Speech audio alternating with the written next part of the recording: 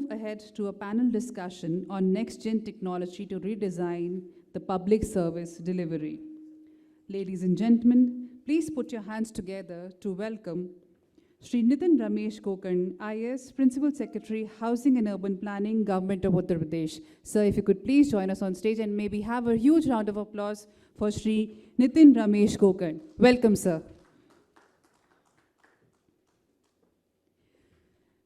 I'd also like to welcome Shri Ranvir Prasad, IAS Commissioner, Housing, Awas, Evam, Vikas, Parishad, Lucknow, Government of Uttar Pradesh. Welcome, sir. Thank you so much for joining. A round of applause, please. Shri Kumar Vineet, IAS Managing Director, Uttar Pradesh Development Systems Corporation Limited, Government of Uttar Pradesh. Welcome, sir. Thank you so much for joining us. And Mr. Anish Dhawan, Chief Operating Officer, Public Sector, Microsoft India, who will be moderating this discussion. Mr. Anish Dhawan. A very basic question to begin with, a fireside chat. If you could just brief us one by one, right? I mean, we could start with you, sir, right? On how has technology helped you in last 1 year, right? A quick summary would be great to start with. Thank you. Last 1 year, I have actually looked after 2 different domains in the government. So then if you would like me, I can cover both or I can cover my current domain, whichever is preferable. Both will help, right? Because we are looking for ideas, okay. Mostly for ideas. Yeah. Okay. The earlier domain that I was looking after was in the road sector in PWD. There, essentially, there are 2-3 different uses of technology that we did. One is every road got almost like an Aadhaar card number, every road in the state, whether it belonged to PWD, whether it belonged to Nagar Nigam or Development Authority. The idea was that several of, now just like now the assembly is in session, you would get that ye sadak yahan se yahan tak kharab hai. And the file would go around various departments, nobody knowing who owns that road. So unless you have specific number and you know who the owner is and who is responsible for maintaining of those roads are nobody's babies. So that we had to first map across the entire state. Just to give you a rough idea, it's somewhere around 4 lakh kilometers of road network. It's not small.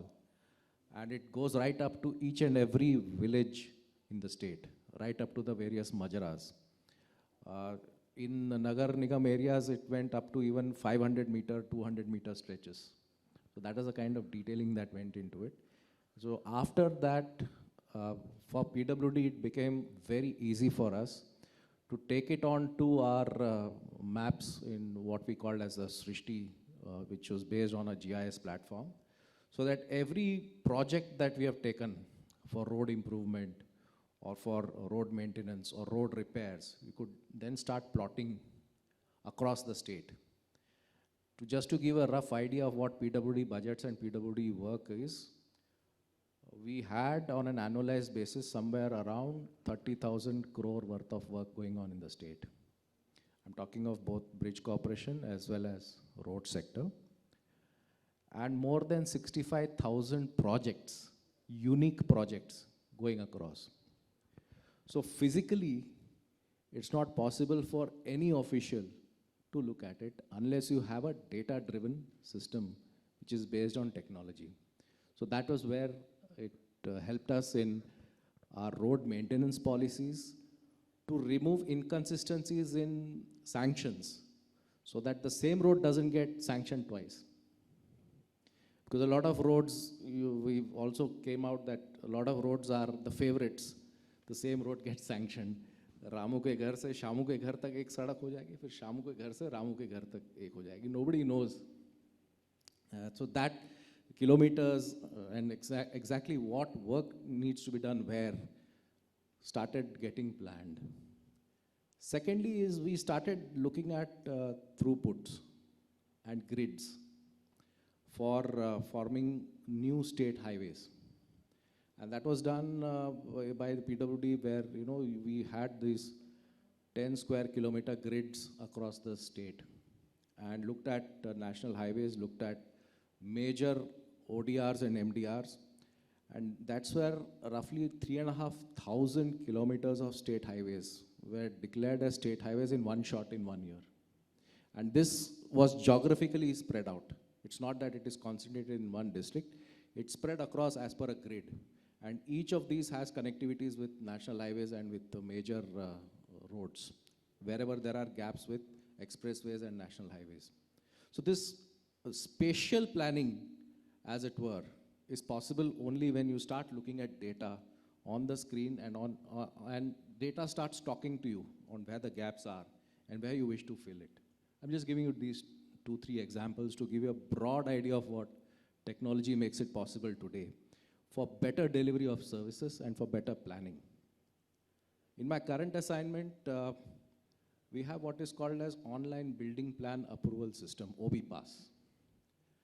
Every major project or every project of 300 square meters and above, as you are aware, the development authorities require you to file their construction maps. There are several issues with it because first and foremost, you should know exactly where the plot is located on a geographical basis, on a GIS basis, on a platform. You should know what kind of land use it is, what kind of road width is available, what kind of urban infrastructure is available. So for this, now we have started to do something called as a GIS-based master plan. Systems are ongoing at the moment in 59 cities and major metros in the state. GIS master plans are being currently undertaken, and it's in fairly advanced stage, and my hope is that by mid of October, most of these GIS-based master plans will be available and will be available to the public. We will also have one layer where the Shazra maps, that is the plot maps, plot numbers and plot sizes will also be mapped on the GIS, so that when somebody purchases a plot, he knows exactly what the land use is. If I purchase a plot in a green belt area, naturally I can't construct. But nobody tells me that it is green belt area. Or if I construct a commercial, I want a commercial building to be constructed in a housing area, I can't do it. But that's where the initial blocks come up.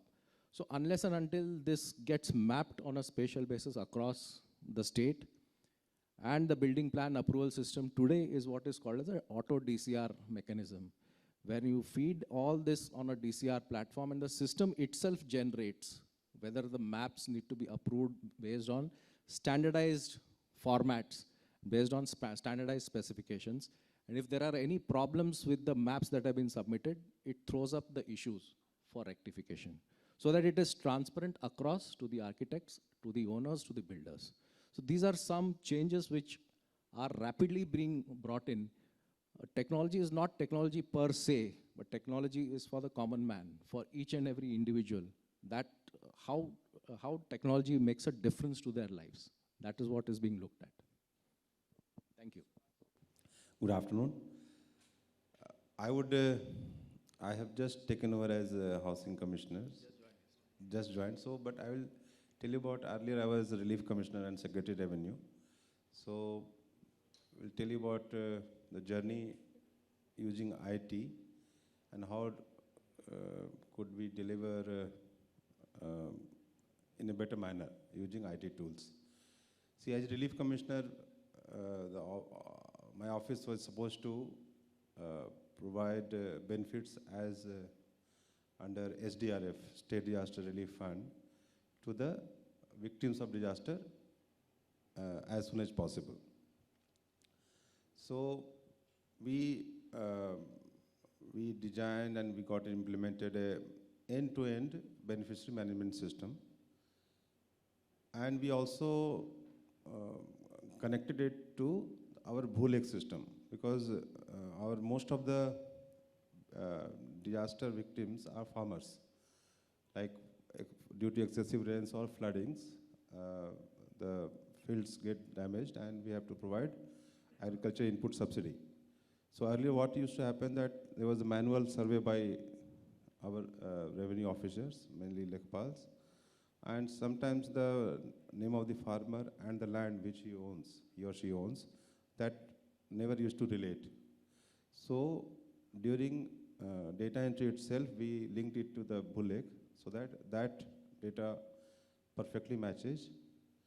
And Aadhaar also, we got API from Aadhaar that the name also will be matching. Earlier, people used to give fake Aadhaar also, so which was not matching. So with this, we could manage deduplication. And last year, after excessive rains and floods, we managed to start distributing relief within 7 days of disaster happening. And that was a record. Earlier, it used to take months for survey and distribution. And within a short span of 1 month, we were able to distribute relief to 15.5 lakh farmers, around 600 crore rupees we could distribute.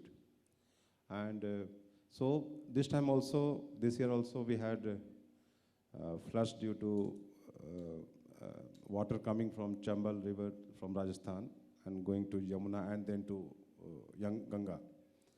So there was water logging up to 10th to 11th September. And within 7 days, from 18th, we have started distribution. And already we have distributed around 2.5 crore rupees. And next 7 to 8 days, we would finish that around 1.4 lakh farmers we shall be able to reach. So this leveraging technology, we are able to reach more beneficiaries in a very short span of time without any kind of malpractices, with a lot of transparency. So that was one major thing we were able to achieve. In another thing, adding to what Sir has said about GIS-based map, Revenue Department has decided to georeference all the cadastral maps of all revenue villages. Around 1 lakh plus revenue villages are there in the state of Uttar Pradesh. So all of these maps will be georeferenced. So now, and each gata number will be allotted a unique ID based on the geographical coordinates of the points of the contour. So that will be unique. So it will make identifying any land uniquely available, uniquely. You don't need to know even the gata number, because of geographical coordinates, it will be unique throughout the state, and not only state, throughout the country. So that step within, say, 6 to 7 months, that is, the work has started and that is going to happen. These two things are major things, I think, we are leveraging IT. Third thing, I just started in Chakbandi, consolidation, and maybe in later part of the question I will develop on that. So thank you. Vinitji. Sorry, I forgot my mic myself. Vinitji, you the IT arm for the state. What has been your experience in last 2 years in providing the technology support to various departments? Thanks, Anish. Thank you so much. Thanks to Dr. Ravi who has brought Elets over here in Lucknow for this Future Ready Summit. Well, Anish, before I answer to your question, before I come exactly to what you have asked for, let me introduce to you a pseudo name, that is Satoshi Nakamoto. Satoshi Nakamoto has got nothing to do with Nokia, it has got nothing to do with Motorola or anything. It is a blockchain technology inventor, a pseudonym that happened 10 years back. And what we don't know whether that person is he or she or a community or a company or whatever, but that particular invention of blockchain, which is the bedrock of all the storage devices all over the world, or the process that is existent over here. Similar is the case with the IT department in Uttar Pradesh. We have the bedrock of all the IT interventions across the departments which are happening. Either Nitin sir ne jo discuss kiya, even that has a bedrock of IT department, or Chakbandi also had the same. So as organization of UP Desco, we are into the software as a service. Of course, along with that, we are into some technical, keynote infrastructure of also of Uttar Pradesh that we are taking care of. Let me name a few. First is CM Helpline, as if we discuss about the experience that we had in the last 2 years over here. particularly when we talk about the COVID era and we talk about how future ready are we, about the digital readiness that we have and the technological interventions that we have. So all the different type of inputs that we can have regarding maybe a complaint, maybe a review, maybe a response to any of the activities, or any data analytics that would like to have. So CM helpline has been very effective on that. All the 7 or 8 or 10 types of inputs come together to one particular mechanism. It may be through a telephone, it may be just through a letter or an email or a one-to-one interaction or whatever the case may be, it comes to a particular process, and that platform is helpline. It is integrated on a IT platform. On the back end of it, there are all departments integrated to it, working beautifully. At the time of peak, let me tell you, we had more than 80,000 outbound calls or more than 50,000 inbound calls daily. It may be about oxygen supply, it may be about anything else. So that was the impact of, what should I say, the IT platform with respect to one of the key agency that we were managing. And that particular helpline has won accolades. It has been recognized all over India in this modus operandi, the way it has come out to be. Even the direct benefit transfer or whatever the support mechanism that we may have, that is through that.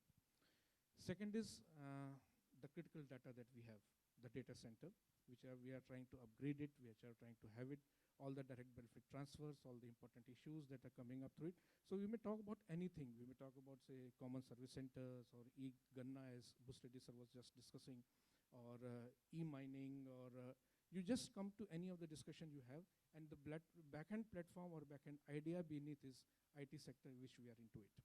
So second part is that what IT department is doing into that.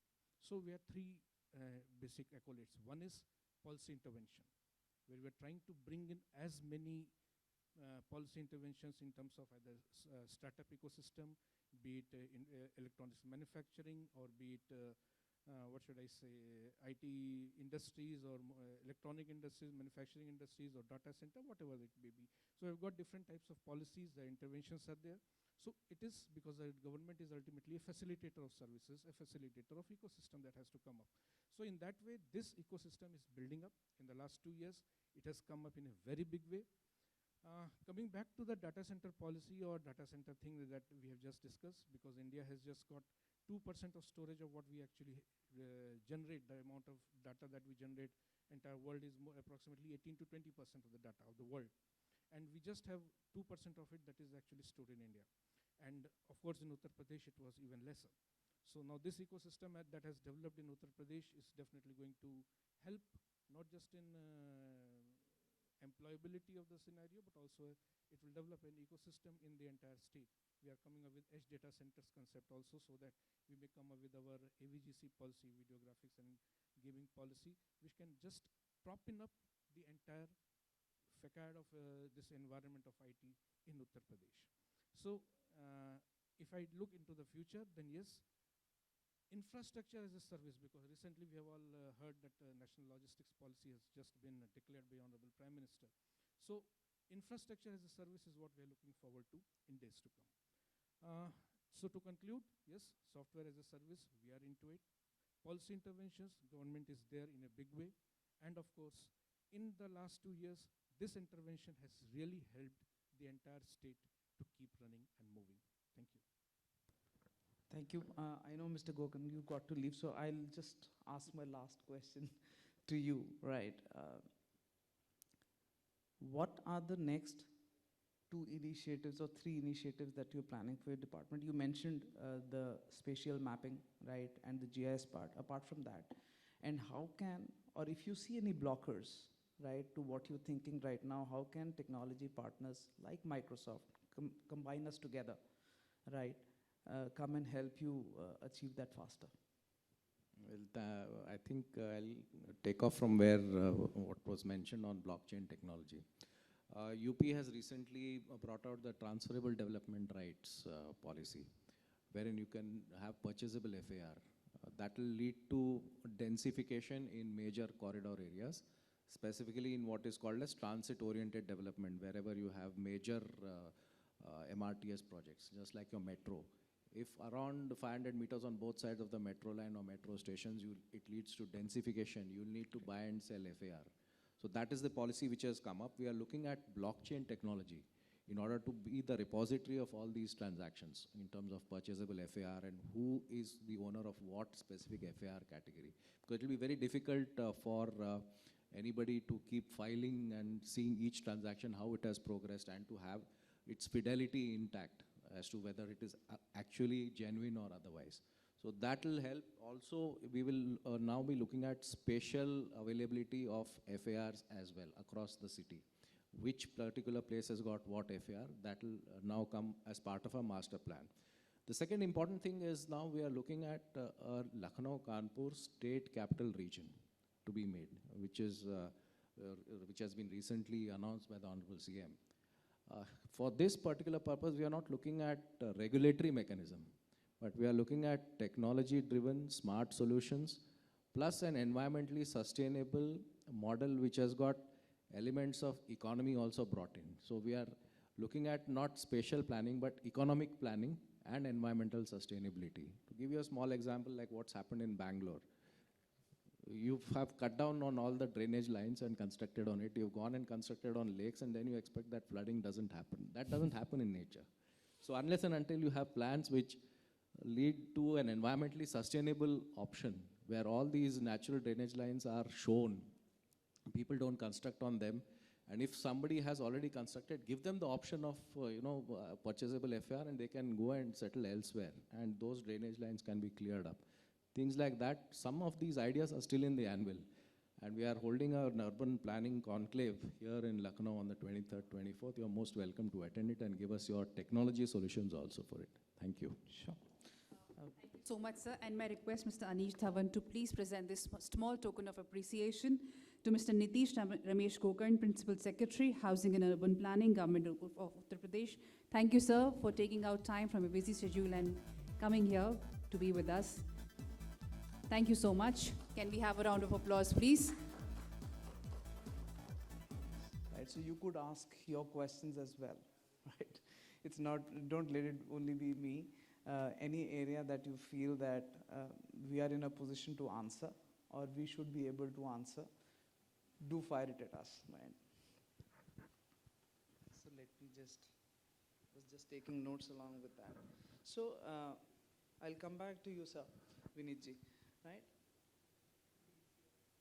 In coming years, right, what we've seen across states is that there have been change of engagement models in how even IT companies are working. Some of them are working now as partners. Some of them have built, frameworks along with various government departments, right? How do you see the whole industry now engaging in partnership with you going forward in UP state? Are there any thoughts? Are there any discussions that have happened in that direction? Yes, you very rightly said that industry is looking forward how to engage, and the modus operandi of engagement per se with the state government in the last couple of months, I would say, I would not even say years, I would say months, it has come up in a very sharp trajectory. I would like to mention that, because now I see that many of the international brands or companies or solutions, they do come up for an interaction with a partner. And that partner is the infrastructure may be laid out, the non-IT infrastructure may be laid out with someone else, and the IT infrastructure may be come out with someone else. And they together come up with something tangible. And that is why I mentioned, if you would clearly remember that now even government of UP is thinking of having infrastructure as a service. I'm not interested in getting whether it is a GIGW compliance or this and that. All the norms are defined by the Government of India and the MIT and the Government of Uttar Pradesh. They are all defined. So now we want a solution from the service providers, and that service providers may be Microsoft or maybe anyone else. I would not like to name because they are all your competitors. So that's okay. That's fine. So in that way, it will be nice to be, for example, Infosys is coming up as a knowledge partner. Chitra is also here. I just met her outside. Yes, so she was Microsoft is also coming up with your own knowledge-based solution to one of the very ambitious program that Government of Uttar Pradesh is taking up. That standard smartphone, because we're not just distributing the devices. We are coming up with something in a packet, and that packet is that student has the ability to gain knowledge, not just knowledge, but to increase its employability. It's a level of situation so that once they come out of their graduation or there any skill development, their employability is definitely on a higher side. So perhaps Microsoft is also coming up with such a solution, and we are really looking forward to that, that we may have something tangible out of it. So this is the way in which various organizations are coming up. They are coming up on their own, they're coming up through some certain partners. But then this is an ecosystem that we would really like to develop, because nothing works in a silo. If you develop something, and unless and until you come up and we share together and bring up a solution to the people that who are really going to take it up. So it has to be government to government or government to citizen. Ultimately, the citizen-centric services that we generally talk of, and the background that is behind it, that is very important. Generally talk about, say, common service centers, e-Ganna, e-mining, and e-office if we want to move the files, so e-tendering, this and that and whatnot, and so many things. But these are all the end results of it. What we are talking about, what is the behind these end results, and that is the fusion of so many knowledge partners coming up with government in a very, very positive way. This is what I am actually looking for. And how to partner with these industries is definitely a big challenge, because we are in a government system. Now, just to give an example, I was just there in one of the other conferences. So there are so many startup ecosystems in India. Maybe 7,000 startups are here in Uttar Pradesh. Now, every startup has a unique idea, and that unique idea cannot survive in the competitive bidding system. Sure. So that idea, how do we plug in that idea, absorb and assimilate in our own system, and give something that is deliverable? Sure. That is the idea, that is the process or mechanism that we are yet thinking of how it can be developed. Maybe Telangana has got something on that, and we might just think of emulating them, or we are already in discussions with the principal secretary over there, how they are going to develop that. So that is something very tangible that we are really looking for. For example, if I talk about Microsoft, you are coming up with an educational solution. Now, that education solution is something that is unique to you. And everything that is unique to an organization cannot come for free. Nothing comes for free. So how that particular tangible solution can be optimized on a monetary part and be assumed, or what should I say, absorbed in the government system, that is what we are really thinking of. And that is what really we try to get into, or if I would say in one word, that how to get into a strategic relation with a knowledge partner is what Uttar Pradesh government is also thinking of. Got it. So, Ranvir Prasad ji, picking up from there, right? And I was just making notes from your previous role, right? I was just thinking, how can technology play a role in predicting and preventing measures, right, to the disasters that we just talked about?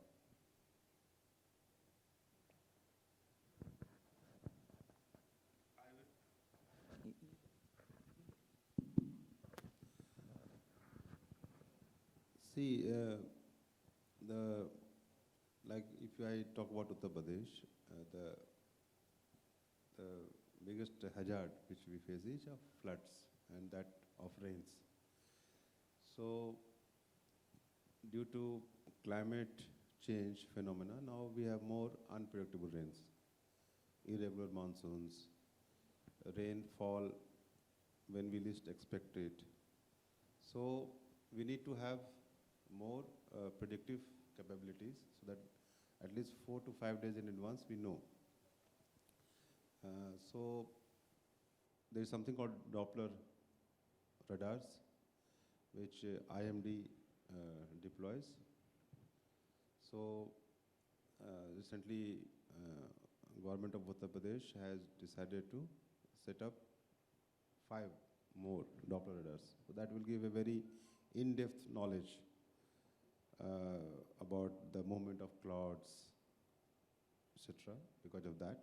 So that will improve the disaster prediction capabilities. Then there has been decision has been taken to install automatic weather station in each of the tahsils and automatic rain gauges in each of the blocks. Now that they will give data every 10 to 15 minutes to a central server, and it will be flashed on a video wall. So you would have a fair bit of knowledge about temperature, wind speed, and rainfall happening.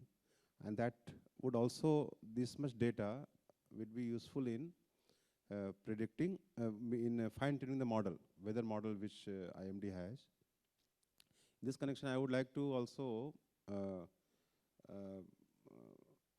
add that there is a lot of scope for this prediction in the private sector also, because this data would ultimately, in fact, a lot of data is available in public domain about past disasters, rainfalls, etc.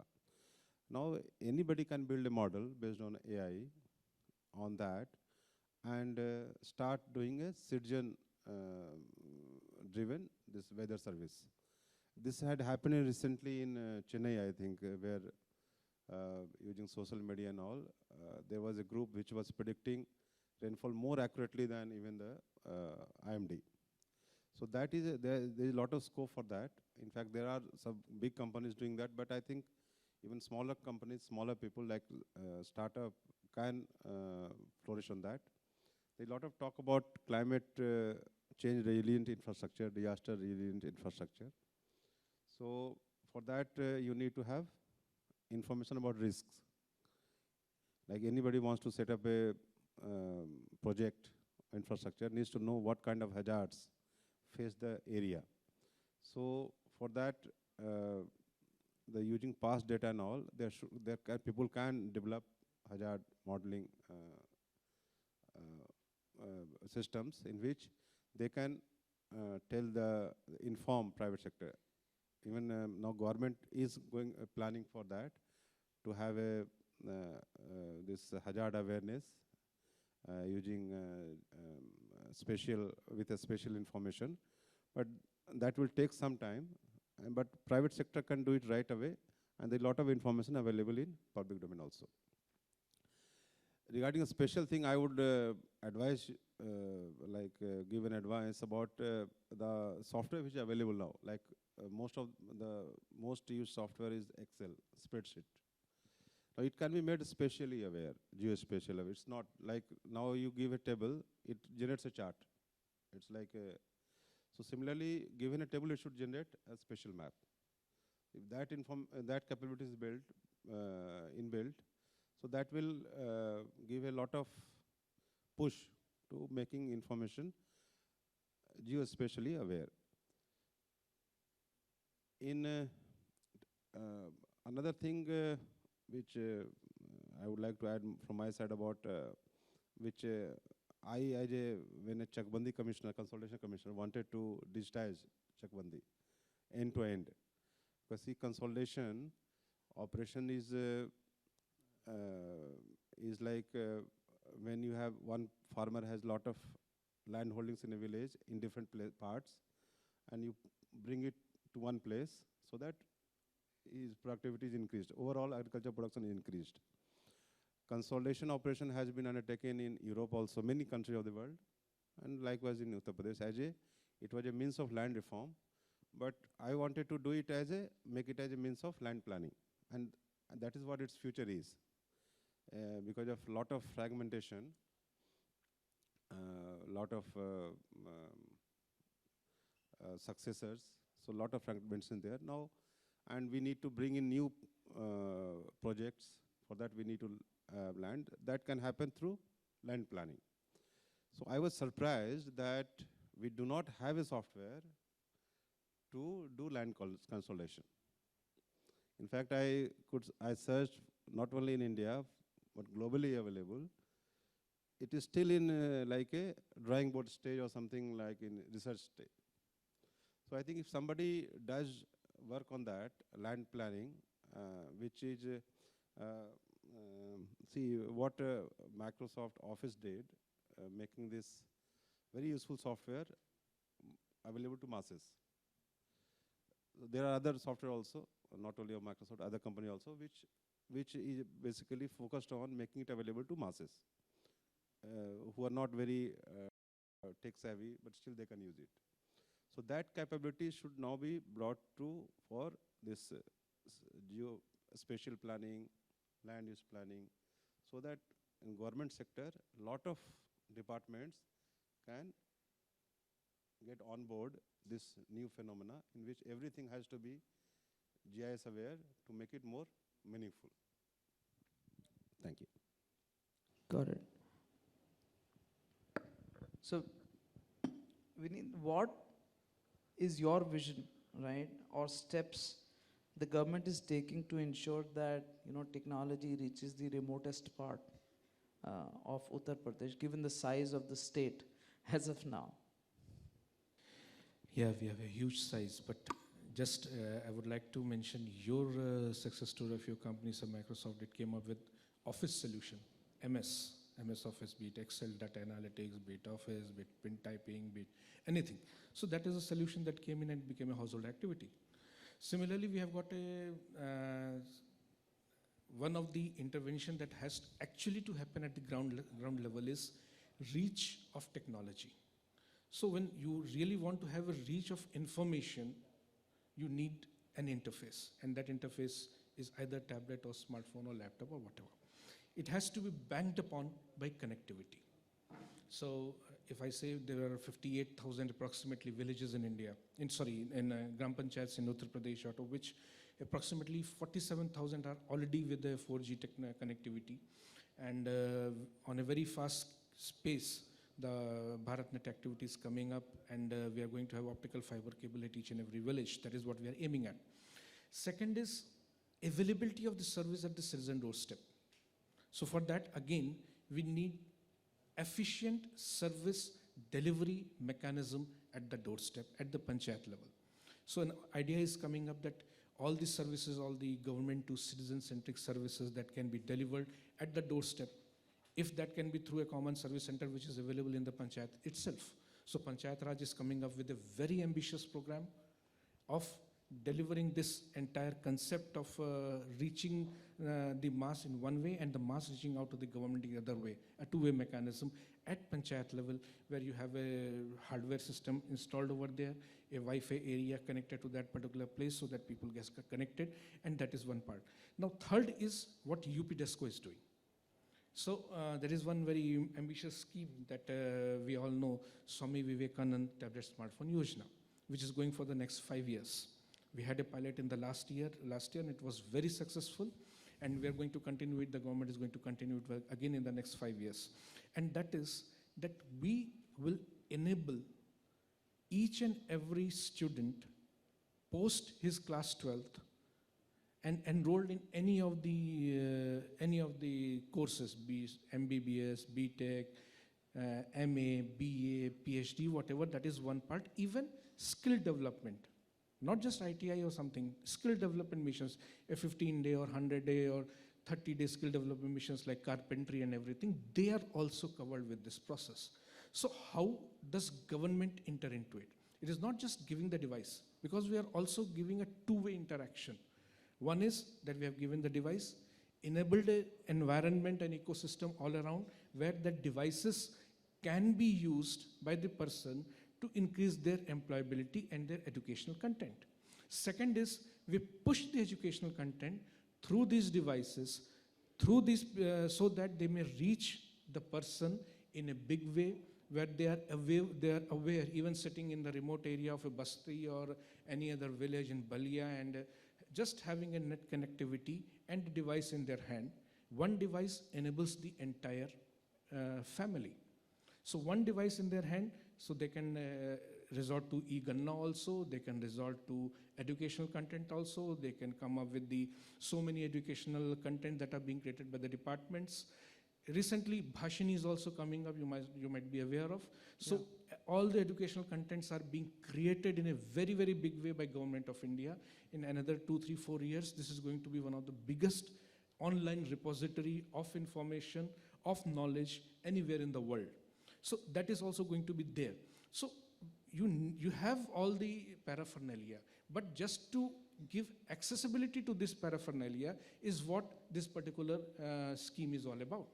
Enabling. It is not just giving a device to use it the way you want to. It is enabling, coaxing every time, pushing some information, some message about employability, some message about education that you may 10 bar link इधर उधर करेगा, एक link तो education पे करेगा, एक link तो वो किसी न किसी एम्प्लॉयबिलिटी के उस पे करेगा, सोर्स पे करेगा, and data is really cheap, filthy cheap. So that is what we are banking upon. Fourth thing, new technology, 5G coming up. Uttar Pradesh is one of the pioneers in this particular field where we are trying to get this 5G in our state as one amongst the first. Perhaps Varanasi might be one of the first districts in India where 5G rollout is going to come up. We are coming up with all the infrastructure facilitations as government to create this environment where this entire concept breathes in. And so in this entire ecosystem of what I mentioned, one is employability, second is enabling the student, third is creating an ecosystem, and ultimately the use of it. So this entire process is going to lead the entire population of Uttar Pradesh in a way where we can develop into a different developed nation, because ultimately our aim, as we have all must have heard of it, is Honorable Chief Minister said that we want to be a 1 trillion economy. And recently we just had a conference where Honorable Prime Minister was also here, and we had 80,000 crores of investment coming up here. And out of that 80,000 crores, let me mention you and proudly mention you, 25,000 crores came from IT sector. Again, we are trying to target in January another meet where international investments are going to come up. We are going for road shows and everything like so-called and so forth. And we target that at least 10 lakh crores may come up. An investment in the next 5 years, only then we can have a 1 trillion economy infrastructure coming up. Now, for that infrastructure to come up, industries like you need to be there. For industries like you need to be there, and you and me, means when I say me, I mean the government, not Kumar Vinit, but the government. And when I say you, then I mean the entire IT fraternity that is coming up, the technical part is coming up. And Dr. Ravi is here and his team is here, and they are here to make us come on the same table to sync up and get the entire ecosystem developed. So if I talk about Uttar Pradesh, we have an ecosystem already in Noida for manufacturing of mobiles. 45% of the Indian production is there in Noida. But that is not the only thing that we are trying to scale at. Now, in Yamuna Authority, we are trying to have a electronics manufacturing goods coming up. About 10,000 acres of land, 1,000 acres ke 2 or 3 plots hum log kar rahe hain, where 1,000 acre dedicated to a particular project of ecosystem where developers can come in, Government of India will also pitch in, and that is coming up. Third is what we are trying to target is the semiconductor industry as well. Not the manufacturing, fab is a huge thing, but of course the labs that can come up. And that is easy, what should I say, easier flow to plug in. So that is what we are trying to, and we are not just confined to one particular region. We are also going into Bundelkhand, where defense is coming up. We are also going into MedTech, where we are sitting in Lucknow. Lucknow now, Kanpur area is going to come up in a MedTech region. Agriculture in a big way, we are coming up in Varanasi, where agriculture inputs are coming up in a very big way. So in this way, I would like to conclude that Uttar Pradesh has its technological policy interventions. We are trying to reach the industry time and again, and industry is thankfully coming us with their demands, their needs, and we are trying to cater to them. So I hope that we reach our 1 trillion economy goal as well, as our Honorable Chief Minister has envisaged upon. And in days to come, there will be a very beautiful ecosystem coming up in Uttar Pradesh. Thank you so much, sir. Very quick question. During the time of disasters, the key role is played by the first responders, right, who immediately reach the site and do that.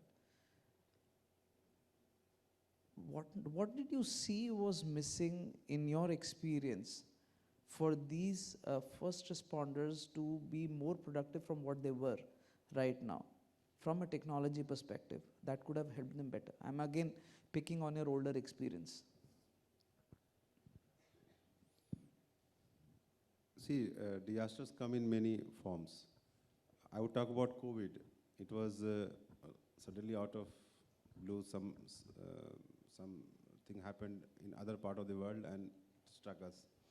And the first crisis which we faced was this movement of migrants in large numbers. So that time lockdown was in place and people were not aware how dangerous this COVID is. So now they were put in different kinds of quarantine centers and all.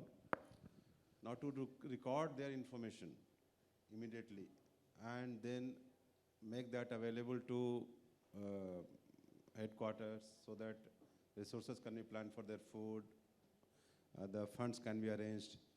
Now,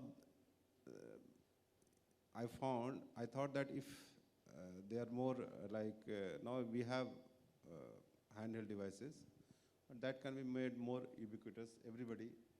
So the first thing is to record information about the victims, those who are in, so that necessary relief can be made available to them.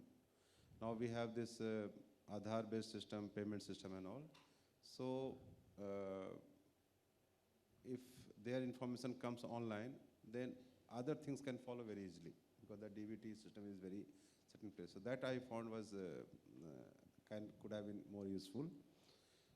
But in terms of technology, this, if you leave aside IT, there are other things which are quite necessary and which I think we are planning for that. And we will do it in near future. Like the majority of the deaths which we found is due to drowning. If you see, state government declared drowning as a state disaster.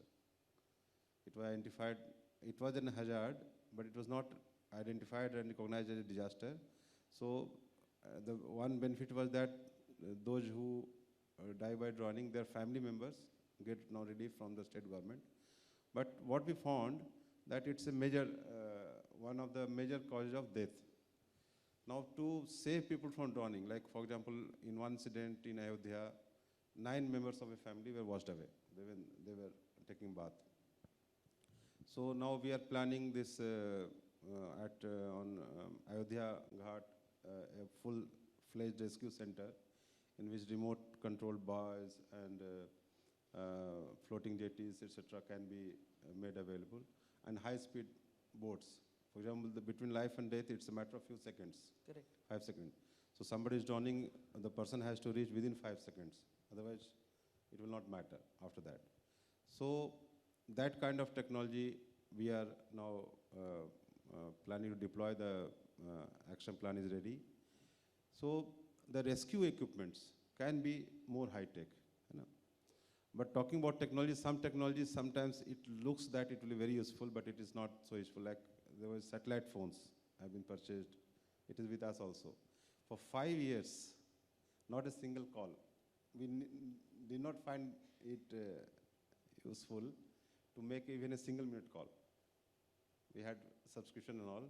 But it envisaged earlier that, okay, there will be remotely inaccessible locations where there shall be no this mobile phone, signals. But there is no place now in Uttar Pradesh where you have. And then you are getting 5G also. No, he's talking about 5G. So sometimes technology, sometimes we overdo also. And but what we lack in disaster, like now we are raising 3 companies in our state disaster response force, which will be equipped with NCBM, nuclear, chemical, and biological kind of disaster ko handle karne ke liye. They will have technology for that, handling that. So that kind of things are we are supplementing. Regarding IT, this basic, again I will repeat, the basic tools of onboarding a system at field level. Now still they note it down on the newspaper and come to, he was talking about educational, lot of educational content. We all have gone through studying through in classrooms and all. There's a lot of content available on e-platforms, lot of content. But how many people are able to access that? Is it available in easily accessible format. Still, we prefer hiring a tutor and getting taught from that. Still, that e-content which is available is not very easy in a format which is time saving. Like suppose you start watching a video, it will take you 2 hours, which you can learn in a text-based format in say 5 minutes. So if the video creator may think that the person who is going to learn it is very like at a basic level, but the person who is watching the video may not be at that level. How to fulfill that gap? So that challenge is there. Make it available. Like in Smart City, we had a lot of e-content. We thought we'll make it available to our poor students who is in the municipal area. Now, how to make Wi-Fi available to them? How to make internet available to them? That was a challenge. Data is not so cheap nowadays. Earlier it was quite cheap, but it is not so cheap nowadays. So those kind of the last mile connectivity, I think that IT companies can work on that, and making the data, which we have now lot of data available, content available on servers, how to make it, deliver it easily to the public at large. I think that is one of the biggest challenges. So I've had the opportunity of having conversation with leaders like you in other states as well. One thing which came out very regularly across states was data governance. Collection of data, aggregating that at the panchayat level, then district level, and taking it up, and the time it takes finally to reach headquarters where some intelligent decisions can be taken. Their ask was that, how can we make it seamless and faster? Right now, in some cases, जैसे मैं हीरा लाल जी से सुबह बात कर रहा था, तो वो बोल रहे थे हमारे यहाँ तो offline collect होता है अभी. Some of the departments have been able to put systems in place where all of that can be done together. For example, with CBDT, we did something similar, right, where data at field level gets aggregated in such a way that right up to the top can see the data in one go itself. There are no, barriers or stages in between of aggregation. It gets aggregated together. My question to you is that the case in some of the departments or mostly here? And the second thing, while we may have best of the strategies, one of the defining parameters for any strategy is the culture of adoption, right?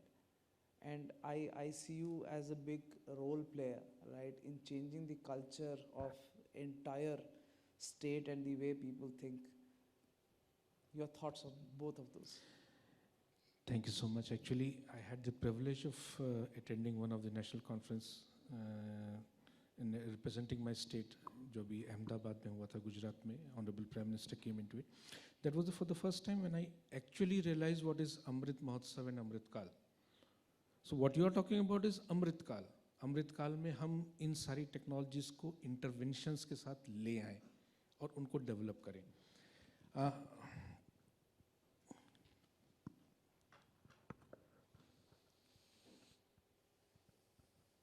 Can we please welcome the Honorable Chief Secretary Shri Durga Shankar Mishra ji, Government of Uttar Pradesh. Can we have a round of applause, please?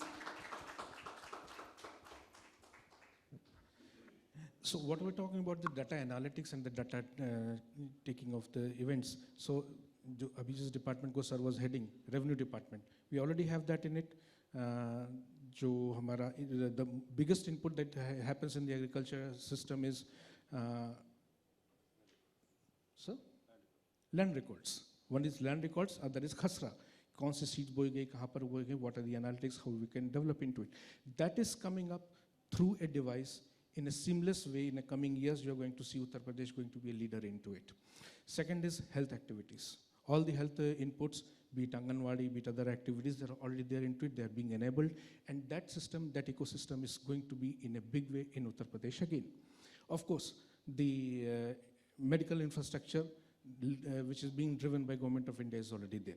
So, and as you said, your tagline is also that make hybrid learning come to life.